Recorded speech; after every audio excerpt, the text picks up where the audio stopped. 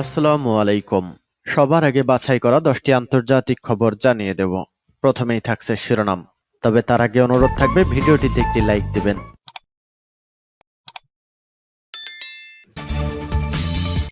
জানিয়ে দেব সর্বশেষ আপডেট আন্তর্জাতিক সংবাদ। শুরুতেই শিরোনাম। যুক্তরাজ্যের দাবি, ইউক্রেনের যুদ্ধের অর্ধেক সক্ষমতায় হারিয়ে ফেলেছে রাশিয়া। নাটের গুরু চীনের মুখে ঠান্ডা যুদ্ধের হুঁশিয়ারি, মোদির ভোকাল টনিক শায়েস্তা বেইজিং। এবার এরদোগানের সাথে বৈঠকে বসতে যাচ্ছেন জেলেনস্কি।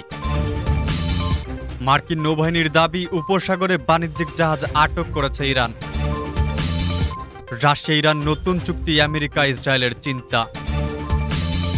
সর্বশেষ জানিয়ে দেব, কাশ্মীর নিয়ে বিষ ছড়াচ্ছিল পাকিস্তান, রাষ্ট্রসংঘে তুলোধনা করল ভারত। এতক্ষণ শুনছিলেন সংবাদ শিরোনাম, এবারে বিস্তারিত। আজকের সংবাদ সম্পর্কে আপনার মূল্যবান মতামত কমেন্ট করে জানিয়ে দিন কোন স্থান থেকে আমাদের সংবাদ শুনছেন এবং দেখছেন। ইউক্রেনের যুদ্ধের অর্ধেক সক্ষমতায় হারিয়ে ফেলেছে রাশিয়া, দাবি যুক্তরাজ্যের। ইউক্রেনের রণক্ষেত্রে যুদ্ধ করার অর্ধেক সক্ষমতায় হারিয়ে ফেলেছে রাশিয়া, এমনটাই দাবি করেছেন শীর্ষ ব্রিটিশ কর্মকর্তা এবং দেশটির সশস্ত্র বাহিনীর প্রধান অ্যাডমিরাল টনি র্যাডাকিন। তার মতে ইউক্রেনের রণাঙ্গনে রাশিয়ার বর্তমান খুবই দুর্বল অবস্থায় রয়েছে। মার্কিন সংবাদ মাধ্যম বিজনেস ইনসাইডারের এক প্রতিবেদন থেকে এ তথ্য জানা গেছে। 2022 সালের 24 ফেব্রুয়ারি ইউক্রেনে হামলা চালায় রাশিয়া। এরপর পেরিয়ে গেছে আরও প্রায় 1.5 বছর, কিন্তু রাশিয়ার যে লক্ষণীয় আক্রমণ চালিয়েছিল তা যেন অর্জিত হয়নি। তেমনি পশ্চিমাদের সহায়তা থাকার পরেও ইউক্রেন তাদের দেশ থেকে রুশ বাহিনীকে তাড়িয়ে দিতে পারেনি। যুদ্ধের বর্তমান পরিস্থিতি মূল্যায়ন করতে গিয়ে ব্রিটিশ পার্লামেন্টের এক শুনানিকে অ্যাডমিরাল টনি র্যাডাকিন বলেন, রাশিয়ার যুদ্ধ করার সক্ষমতা অনেক অর্ধেকে নেমে এসেছে। বর্তমানে তারা খুবই দুর্বল অবস্থায় রয়েছে, এতটাই দুর্বল যে তারা এখন আর নিজে থেকে কোনো পাল্টা আক্রমণ চালাতে পারবে না। টনি র্যাডাকিন বলেছেন, গত বছর রাশিয়ার প্রায় 1 কোটি গোলা ব্যবহার করে হামলা চালিয়েছে, কিন্তু দেশটি 1 বছরে মাত্র 10 লাখ গোলা প্রস্তুত করতে পারে। এছাড়া 1 বছরের বেশি সময় ধরে চলা যুদ্ধে রাশিয়া 2,500 ট্যাঙ্ক হারিয়েছে, যেখানে তারা বছরে মাত্র 200 ট্যাঙ্ক উৎপাদন করতে পারে। শুনানিতে র্যাডাকিন ইউক্রেনের পাল্টা আক্রমণের প্রশংসা করেন। তিনি বলেন, শত্রু নিধনের তীব্র ক্ষুধা, ছড়িয়ে পড়া এবং আঘাত করা, এই তিনের সমন্বয় ইউক্রেনের বাহিনী যে পাল্টা আক্রমণ চালিয়ে যাচ্ছে, ধীরে ধীরে রুশ বাহিনীকে নিঃশেষ করে দিচ্ছে। তবে তিনি ইউক্রেনের প্রয়োজনীয় সরঞ্জাম এবং আকাশ সহায়তার অভাব এবং রুশ মাইনের কারণে অগ্রগতি ধীর বলেও স্বীকার করেন। নাটের গুরু চীনের মুখে ঠান্ডা যুদ্ধে হুঁশিয়ারি, মোদির vocal tonic Shaista Beijing. Double game খেলতে চাইলেন শি জিনপি, পারলেন। ভারতের ক্ষতি করে ভারতের উপরই চোটপাট। কিভাবে এসসিওতে বোকা বনে গেছে পাকিস্তান, উজবেকিস্তান, তাজিকিস্তানেরা। নিজের সিদ্ধান্তে অটল থাকা ভারতের সামনে আনলো সত্যি। এরপরও কি ছোট ছোট দেশগুলির চীন প্রীতিতে অন্ধ হয়ে থাকবে? ওয়াকিবহাল মহল বলছে, বেইজিংয়ের টোপ গিলে নেওয়া সহজ, উগলানো নয়। এবার এসসিও বৈঠকে বিআরআই ছাড়াও আর টোপ দিলেন চীনা প্রেসিডেন্ট শি জিনপিং। অন্যান্য দেশ এমনকি রাশিয়াও যা পারল না করে দেখালো ভারত। অবশ্য অনেকেই বলেছেন, ভারতের এমন স্ট্রেট কাট অবস্থানের পর এরপর চীন ভারত সম্পর্কের তিক্ততা হয়তো বাড়তেই পারে। বিভিন্ন নিউজ মিডিয়া হেডলাইন হয়তো আপনারা দেখে থাকবেন। চীন সতর্ক করেছে, বিশ্ব বাঁধতে পারে ঠান্ডা যুদ্ধ। গোটা বিশ্বে দুটো গ্রুপে ভাগ হচ্ছে, তাদের মধ্যে স্বার্থের সংঘাত শুরু হলে আবারও ঠান্ডা যুদ্ধ হবে। কে বলেছেন কথা? বললেন চীনের হত্যাকর্তা বিধাতা শি জিনপিং। এখানেই কূটনৈতিক মহল যেন ঘোর কাটাতে পারছেন না। তারা বলছেন, এ তো গৃহস্থকে সতর্ক থাকতে বলে চোরকে ডেকে আনা হলো। এখানেই থামেননি শি জিনপিং। তিনি আরো বলেছেন, কোনো দেশ যাতে আমাদের ব্যাপারে হস্তক্ষেপ করতে না পারে, তারা অভ্যন্তরীণ বিষয়ে নাক গলালো প্রতিবাদ করতে হবে। এখানে আমাদের বলতে শি বুঝিয়েছেন এসসিও দেশগুলো একযোগে সরব হওয়ার কথা। এরপর মোদি দিলেন উচিত জবাব, চীনকে দেখিয়ে দিল আসল জায়গা। তথ্য বলছে, ভারত ছাড়াও এসসিও গ্রুপে থাকা 3টি দেশের সঙ্গে সীমান্ত নিয়ে রীতিমতো সংঘাত রয়েছে বেজিংয়ের। তাজিকিস্তান, কিরগিজস্তান, কাজাকস্তান বেজিংয়ের আগ্রাসী মনোভাব ব্যতিব্যস্ত। কিন্তু এমন কথা কেন বললেন জিনপিং? নেপথ্যে কারণ কি ভারত? তাজিকিস্তানের মধ্য এশিয়ার অত্যন্ত গরিব ও ছোট একটি দেশ। তাজিকিস্তানে থাকা পামের পর্বতমালা নাকি চীনের। আর বেজিংয়ের কূটনীতিবিদরা আর্টিকেলে লেখালেখিও করেছেন, এই পামের পর্বতমালা চীনকে ফিরিয়ে দেওয়া উচিত। আর এবার সেই চীনের মুখে দুনিয়া বদলে দেওয়ার কথা ভারত পরিষ্কার জানিয়ে দিল, তারা এই ধরনের বক্তব্যকে প্রত্যাখ্যান করছে।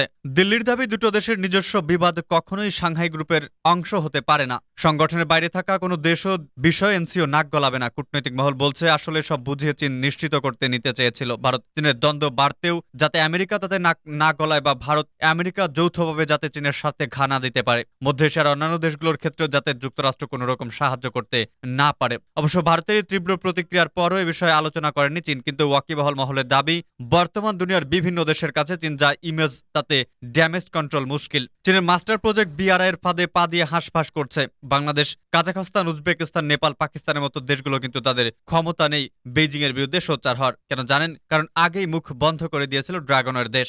16টা দেশকে বিআরআই শুরুর আগে বিপুল ঋণ দিয়েছিল চীন। 2 বছর পর চড়া সুদে ঋণ দেওয়ার শোধ করার কথা ছিল। এখন সেই ঋণ শোধ করতে তারা হিমশিম কাঁদছে, অথচ কোনো দেশ কিছুই না। কোনো দেশ আবার আধাভাগ কাজ হয়ে পড়ে রয়েছে বিআরআই এর। অনেকেই প্রশ্ন করেছেন, ঠান্ডা যুদ্ধের যে বড় বড় কথা বলছে শি জিনপিং, তারই তো আসল নাটের গুরু। সেটা এবার চোখে মুখে আঙুল দিয়ে বুঝিয়ে দিল ভারত।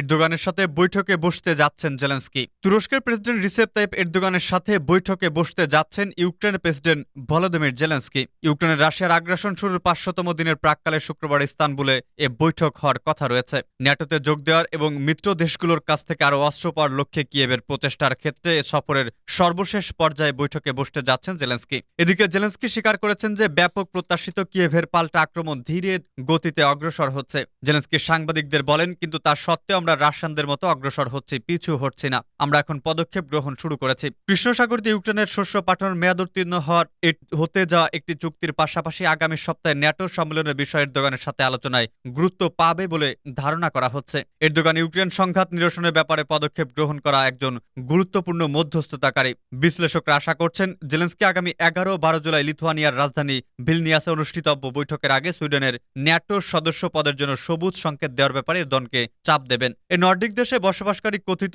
কুর্দি জঙ্গিদের প্রতি স্টকহোমের শিথিল মনোভাব প্রশ্নে দীর্ঘদিনের বিরোধের কারণে সুইডেনের প্রার্থিতার ক্ষেত্রে তুরস্ক বাধা হয়ে দাঁড়াচ্ছে। এদিকে জেলেনস্কি তার নিজের দেশের জন্য ন্যাটোর সদস্যপদ চেয়ে বলেছেন তিনি চান ন্যাটো জোটে যোগ দেওয়ার ব্যাপারে এই সম্মেলন আমন্ত্রণ জানানো হোক। জেলেনস্কি ও এরদোগান উভয় রাশিয়ার সাথে জাতিসংঘ তুরস্কের মধ্যস্থতার একটি চুক্তির মেয়াদ বাড়াতে চান। আর এই চুক্তির অধীনে যুদ্ধ চলাকালে ইউক্রেনকে বিশ্ববাজারের শস্য পাঠানোর অনুমতি দেওয়া হয়েছিল। রাশিয়া নবায়ন করতে সম্মত না হলেও চুক্তিটির মেয়াদ আগামী 17 জুলাই শেষ হওয়ার কথা রয়েছে।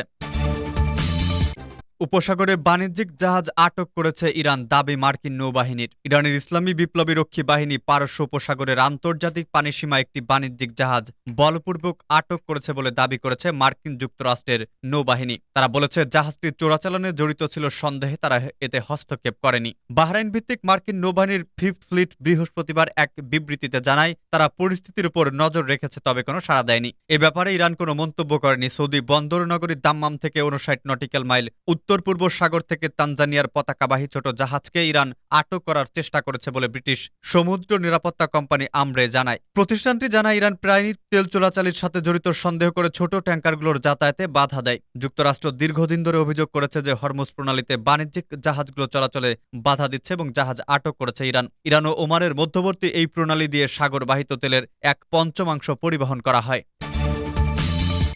রাশিয়ার নতুন চুক্তি আমেরিকা ইসরায়েল চিন্তিত। আমেরিকার ভয়ে ভীত আর অবরোধকে বুড়ো আঙ্গুল দেখিয়ে চীনের পর এবার রাশিয়ার সাথেও দীর্ঘমেয়াদী চুক্তি করতে যাচ্ছে ইরান। ধারণা করা হচ্ছে এই চুক্তিতে সামরিক, বাণিজ্যিক এবং নিরাপত্তা ইস্যুগুলোতে প্রাধান্য পাবে। সেই সাথে পারমাণবিক স্থাপনা নির্মাণ এবং প্রযুক্তিগত তথ্য আদান প্রদানও বাড়বে দুই দেশে। নিশ্চিতভাবে এই চুক্তি আমেরিকা, ইসরায়েল সহ পশ্চিমা মিত্রদের চাপে ফেলবে।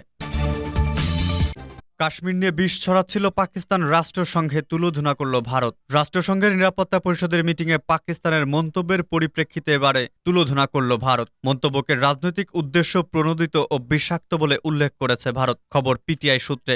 জম্মু কাশ্মীর প্রসঙ্গে মন্তব্য করতে গিয়ে শিশুদের সম্পর্কে ও সশস্ত্র দ্বন্দ্ব নিয়ে কথা হচ্ছিল। সেখানেই পাকিস্তানকে নিশানা করে ভারতের তরফ জানানো হয়, যারা ধর্মান্ধতায় ডুবে রয়েছে তারা বহুত্ববাদ সমাজের আর কি বুঝবে।